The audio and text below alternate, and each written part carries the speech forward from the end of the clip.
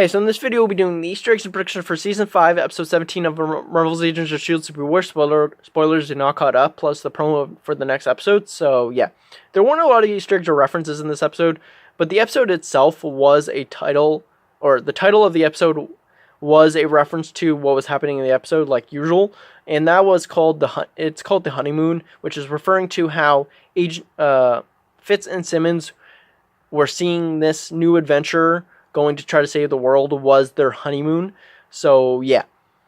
And the very first reference in this episode was when Fitz and Simmons were preparing to jump out of the plane.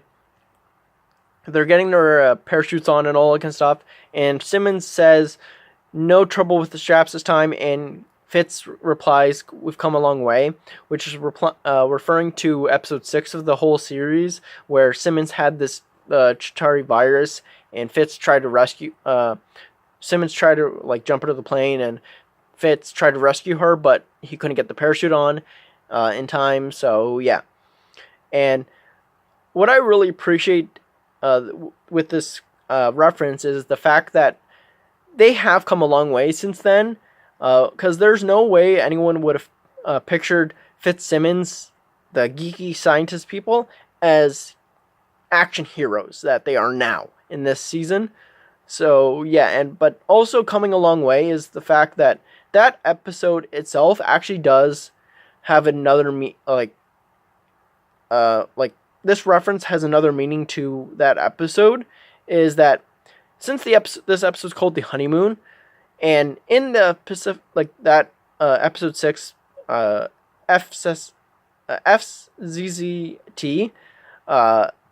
was called. In that episode, he actually realized, Fitz realizes that he actually has feelings for Simmons, like he has some sort of crush on her, but he just doesn't know exactly how to handle it. So he just realizing it then. So to actually have that episode referenced in this episode shows that these two characters have come a long way, because they were never they were brother sister dynamic in season 1.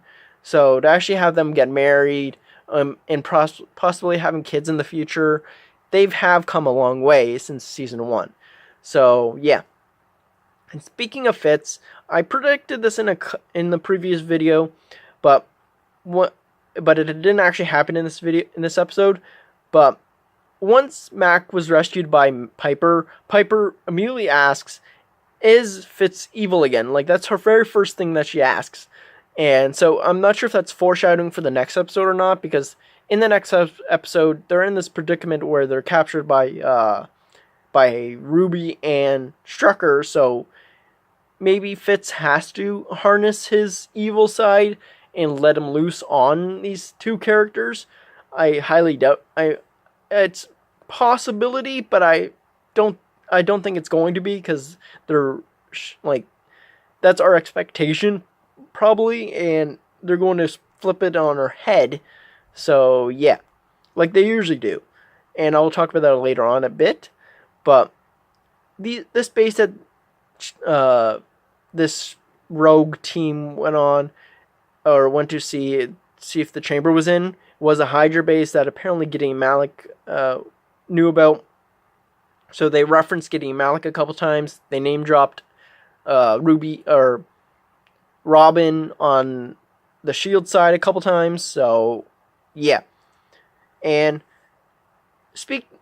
going along with this whole Hydra stuff and all that kind of stuff, once it was revealed that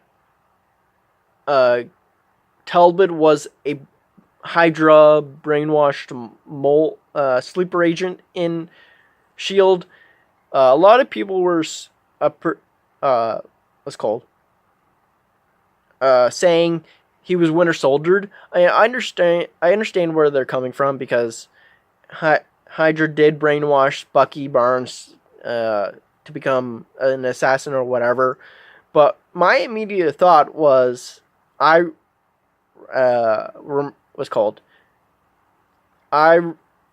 thought of Kira, Bakshi, Donnie Gill, Crusher Krill, and all that kind of stuff from season 2, because Carla actually, the phrase that Carla used was the exact same phrase Bakshi had to use on those specific characters in season 2. So it's a callback to that more than it is a callback or a callback to the Winter Soldier.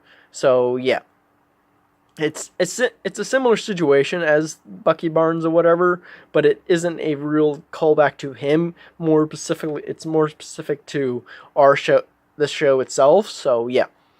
And speaking of Talbot and all that stuff, Daisy's trying to talk to Talbot and all that stuff, and she's trying to comfort him in a way, and she actually references her, like, talks about her dad in this episode. She's done that a couple times in this season, but she says, if I knew my dad cared growing up, it would have made a big difference. So I appreciate the fact that Daisy's trying to comfort Talbot, because he is a broken man right now. So yeah. And also what I do appreciate in this episode is the fact that how much character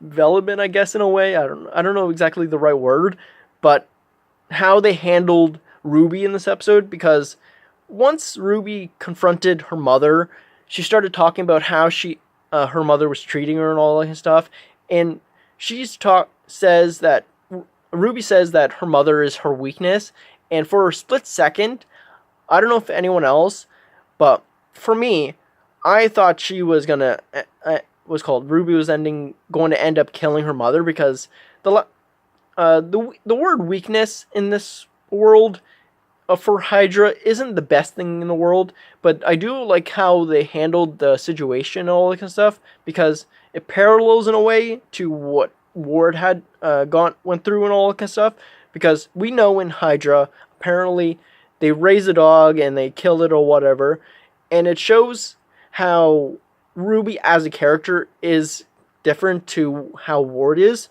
because in the flashbacks we've seen of Ward raised Buddy and all that kind of stuff, and once Garrett told Ward kill Buddy, he ends up shooting it, a gun up in the air to scare him away and all that kind of stuff, and then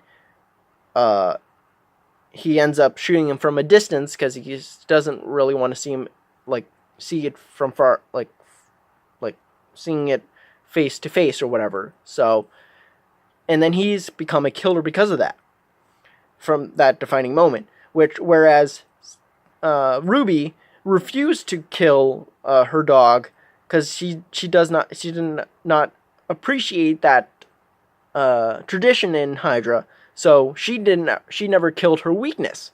So in here, she had the opportunity to kill her mother, her weakness, and she did not kill her weakness either, in both ways.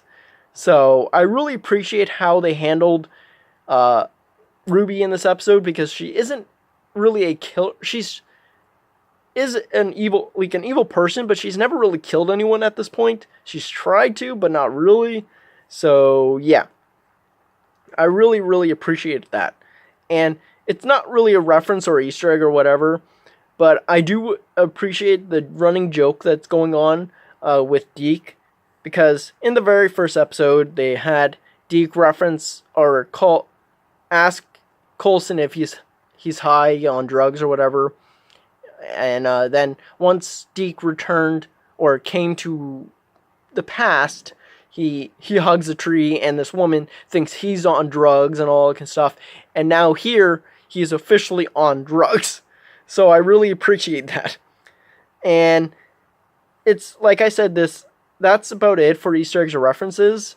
But apparently it was confirmed.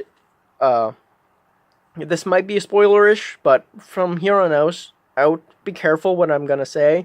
But apparently it's been confirmed that the Superior in this episode has died, and I understand where people can say that it's sloppy writing or whatever. it doesn't make sense, but it does for this episode itself, because there were hints to his demise anyway in this episode, and where Hale is talking to her second in command person, whatever. She says he wants to be the first in the chamber. I want to see what it does to human flesh. And as far as I know, the LMDs, human skin or whatever, isn't real human flesh. It is plastic similar to what Enoch's and the Karmakons are. So her line there would not have made sense if he was a real LMD that just looked human. So he had to have had some human flesh on the robot skin to make that reference even work. And then later on, once the Superior and Yo-Yo confronting each other, he says, "I'm part machine," which he would have still technically been part machine, I guess, in a way, but because his head is controlling the machine. But it would make more sense if he's actually calling himself part machine, because he's a cyborg now. So yeah, it is kind of quick, but also it doesn't take away from what Hale says in episode 14, because she says, "I have the head in the jars," but this is episode 17, and it's about 2 days-ish, so anything could have happened between that time, because haven't seen this Superior between episode 14 to episode 17. So yeah, there's a lot of things could have changed between that time frame. And in this episode, like, for predictions now, there's only 2 I have, where Talbot is like saying that he's done. He wants out of working for the government and all that kind of stuff, because he's failed the government and all that kind of stuff. And I'm thinking he might be dying this season, because they've worked this season out as a series finale and all that kind of stuff. So since Talbot has been here since the beginning of this series, or not the beginning of the series, but the beginning of the first season or whatever, it's a possibility he might be dying, because they're making him a big focus point of the season so far. And he's, like I said in a previous video, that Mac wanted to retire or whatever, so he might be dying this season. But it might be actually Talbot that dies, because he says he wants to retire. So before he retires, he might die before then. So I hope not. Like, I don't want any of our characters to really die, but I understand if they have to, and it's going to be a very devastating thing to actually witness. But I understand that.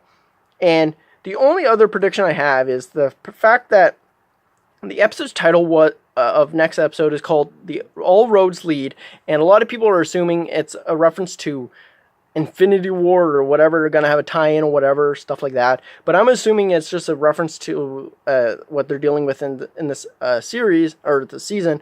Is called, it's going to be "All Roads Lead to the Earth's Destruction," because right now they're dealing with 2 different storylines, where Fitz and Simmons are trying to stop the Earth's destruction, and Daisy and May were trying to rescue Coulson, but all roads lead to the Earth's destruction, where Fitz and Simmons have to help Ruby now recreate the Destroyer of Worlds project, and Daisy indirectly is going to kill possibly Polly, because it looks like Talbot is going to attack Polly in the next episode, so she might be dying next episode. So comment down below if I missed any Easter eggs or references, and if you have any predictions for the next episode. See ya!